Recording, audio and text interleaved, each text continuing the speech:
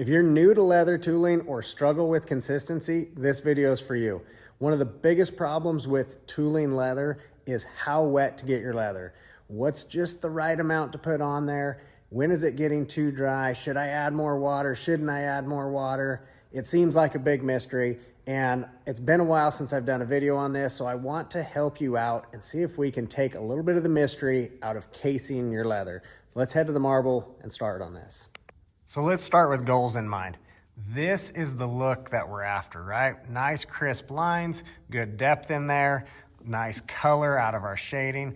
This is natural leather that just got done being tooled. So that's what we're looking at creating here. And to start off with, what leather we're working with makes a difference, okay? So there's that caveat here. This is a veg tan leather, but this is Herman Oak veg tan. Herman Oak is not a type of leather, but it's the tannery that the leather comes from. So this is US-based tannery, US-based hides, and the process they have in their tooling, or in their tannery, excuse me, affects how the leather is gonna wet down, hold moisture, and tool up. So it's the same, these are the same coasters that we put in our beginner tooling kit. Those beginner tools are the same ones we're gonna look at today, just so we can see what you're working with if you're just getting started. So to start with, I wanna look, for one, what I'm looking for. Now, if I just throw some water on here on the top, it's dark right off the top, right? Okay, that changed color. So I'm just gonna leave that one. That right there is gonna be our example of our too dry one, because all we did was just hit the surface on that. Now, I'm gonna come over here. We'll just say right in the middle here. This is one. This is how I like to case this here, okay? This one here, I wet that down, but see how quick that water's absorbing? I wanna watch, and I want that to take just a second to absorb in here.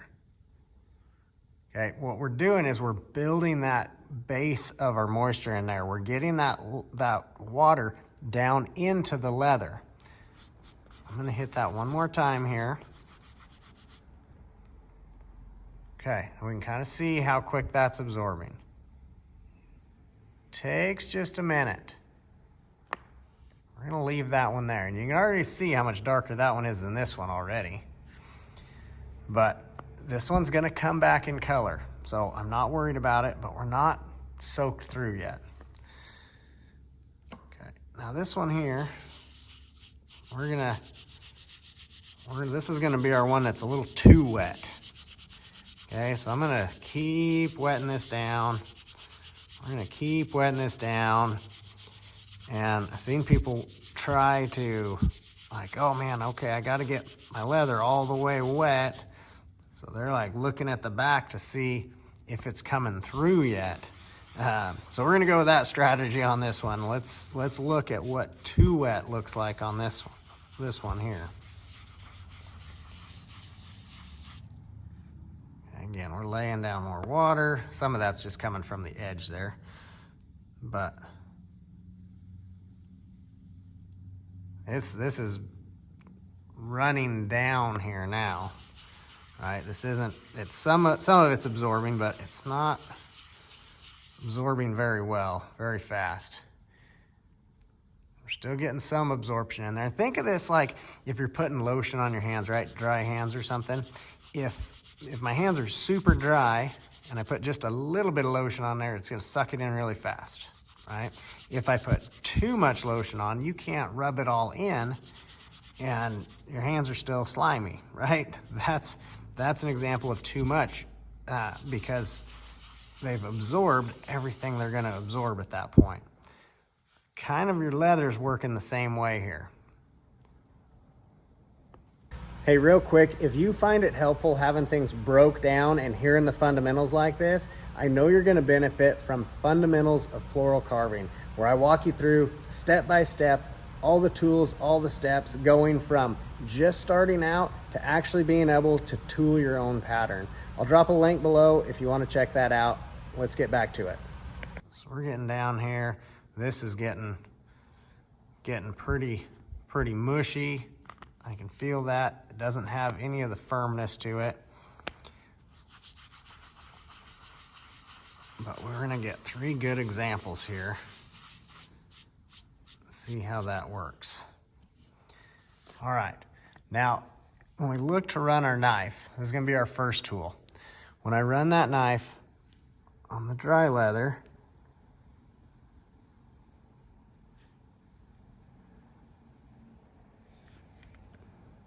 it's a little harder to get the depth that I want, and it doesn't want to pull quite as smooth and easy as I want it to. Okay, now when I go to the too wet leather and try to do that, that cut almost, it feels really mushy when I'm doing that. And the cut's almost closing back in on itself already.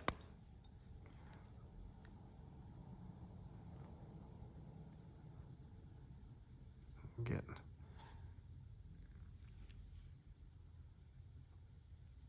Again, I know you can't feel this knife, but it's mushing and dragging through there. Feels real, the leather feels almost a thick consistency to it. But you can see that cut kind of bevels off each side and just mushes down there. It's not very crisp in there at all. Now let's get to the middle one here. This one's a little bit easier, runs smooth. The leather doesn't feel mushy, and it also doesn't feel like it drags like this one as much.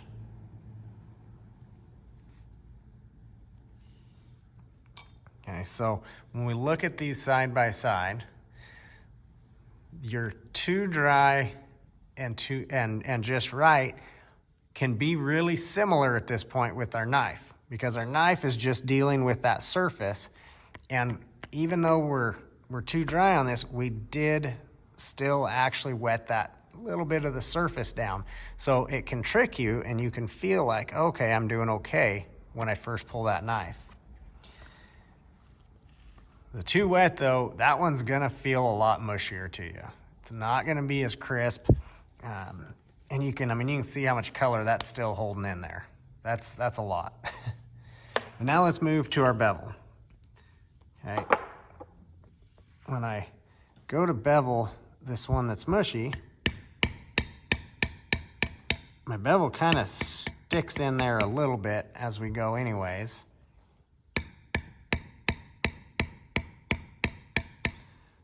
And it's honestly even a little bit harder to get smooth. But one thing I want to show to you as well is going to be down in this cut. So let me bevel this line here as well. I want to be able to show you all of them.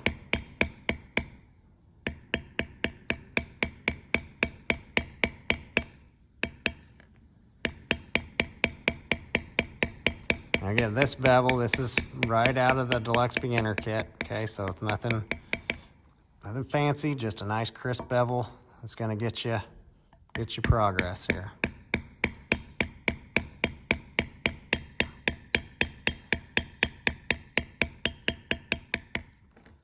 Okay, but when I look at beveling those lines, see down in that cut.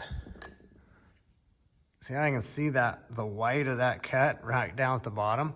Is it really mushed all this leather. It's soft, and as we put the angle of that bevel, when it pushes down, it's wanting to push this leather into my vine and expose the bottom of that cut really bad. And when we look at burnish or color, we're actually not getting as much color out of here as I'd like. You can see a little bit of burnish, and burnishing, I just mean that darker color, right? When we look on this one, you can see along these that dark color in the bevel line. this color is going to kind of go away as this all dries out. Now when we slide over here, let's bevel this one that's too dry. This one, I probably actually put enough on here that it's still showing decent. I should run one a little bit drier to show you. I maybe messed up out of habit and put a little too much water on there, but because this is still getting, this is actually still getting a pretty darn good burnish. So I may have to grab a piece. There's another piece here. I'm gonna put just a little water on this one. Okay. We might come back to that one and check in a second here as well.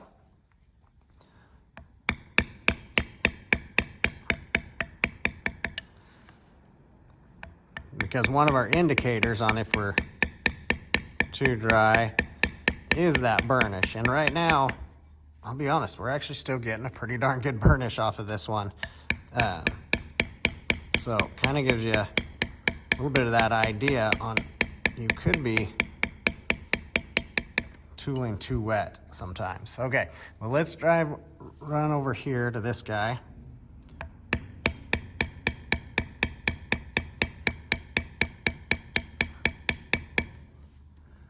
Same thing here, we're getting a nice burnish off of this. My tools are running really smooth.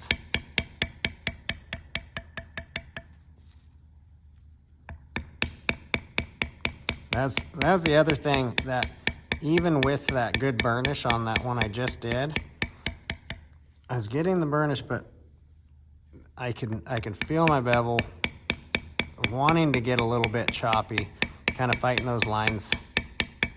Not as bad as when it was too wet, but you can still start fighting that a little bit as it's getting drier.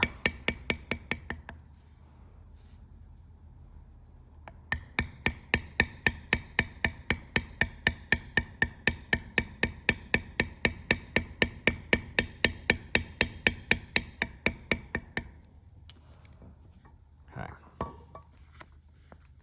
Now again, when I look at this, we're not shoving over and getting that big deep white look in the bottom of that cut. This one here, like I said, this is actually still getting good burnish. It's not quite the depth that I'm getting out of this one here, but that one's still pretty decent. So might not be the best example for you, but I'm gonna grab this one here and show. This one I know we didn't get very much water in.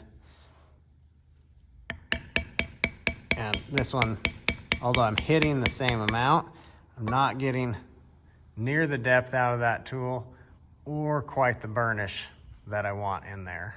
So again, those are some of those indicators. Now when we move over to shading, this is where you really start seeing the difference in that. So when I look here, this is using that vertical line thumbprint. I'm tipping that tool, getting that deep dark shading right up here at the end. Work that back in there a little bit. You see that really nice color that I'm getting out of that shading. That's what I'm after there. I really want that deep dark color. That gives me room to fade that out in our shading. So when you look at things like these flower petals, I can shade in the end of that petal. I can shade coming out from my center and then take advantage of that unshaded area to really start showing depth in there. If we don't get the color out of our shading, we're not going to be able to get that same effect. So this is where we really start seeing the difference in that casing. If I'm having to strike my tool harder to get that same shading, tells me I'm getting a little bit on the dry side. Now you can still get shading from a little bit drier leather, but you're having to hit it a little bit harder. See, I don't know if you can hear the taps on this. Not too bad. When I get over here, if I tap that same amount,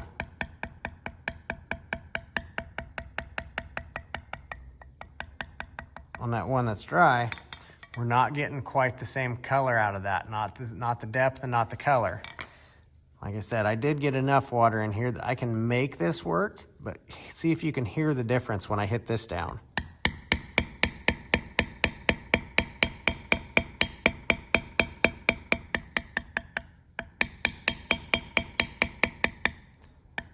I'm having to strike that tool harder to get my color out of that. That tells me, okay, we gotta watch this. It's starting to get dry on me.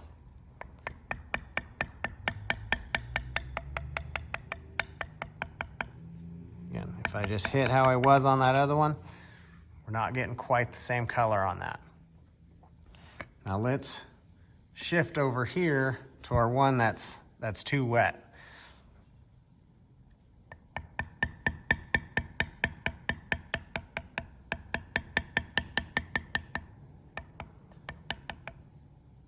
One, it does definitely feels soft and mushy in there too, but you're seeing some shadow from the light, but when I turn that, we're not getting much for color out of that leather. You're getting more shadow than color, but not getting that color that we're after. And it's also not as crisp of an impression. Again, because that leather is being mushy and wanting to kind of fold over. As my shader gets close to the edge, and see that's kind of mushing the edge of that down. My line up here isn't quite as crisp as I'd like it to. It kind of rounds out a little bit, as opposed to here when I can get nice, clean, crisp impressions and nice dark coloring on those. So again, it can feel like, okay, I'm tooling, I'm getting my tools in there, but it's not gonna feel the same as when you can get nice, clean, crisp impressions. So if you're not getting the results we want, start looking at if we're getting a difference in how your tools are feeling, what they're looking like. A lot of times it's gonna come down to the moisture that you're putting in your leather. If I wanna help as many people as I can simplify this tooling process. It doesn't have to be complicated. I'm not saying it's easy, but it can be simple, right? So remember, when you're wetting that leather down, look to see how quick that water's absorbing. If it's pooling and sitting on there, too much water, okay? If it just sucks in right away and you just hit the color of that top, not quite enough. If it sits and takes just a second to absorb, now we're getting in that right stage in there. So play with that. And again, these results, this is based on Herman oak leather. If you're using different leather, you're gonna get different results. So you gotta keep in mind all the pieces of the puzzle when you're looking at the results you're getting.